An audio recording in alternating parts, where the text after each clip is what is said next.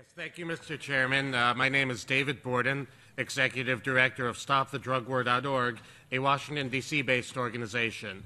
I'm also the coordinator of a coalition with 350 organizations calling for global drug policy reform. We second the call made early during this session by Mr. Reyes that there should be new conventions for drugs or changes to the existing conventions, and by Jamaica's representative for a review of the international drug control architecture. Our coalition's main statement, while stopping short of calling for drug legalization, does argue that legalization may ultimately be necessary for practical or political reasons in order to secure human rights. We have argued for the supremacy of human rights under the UN Charter when drug control and human rights objectives are conflicted. We have supported a proposal made by Colombia, Jamaica, and some other countries for an expert advisory group to do that review of the international drug control architecture and lay out what the options may be for moving forward.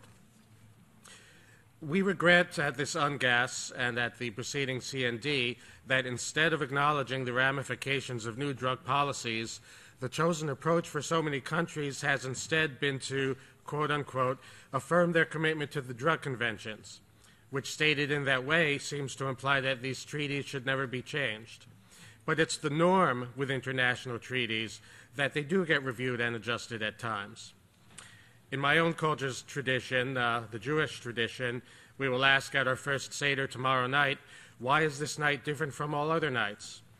My question for the UN today is, why are the drug treaties different from every other treaty?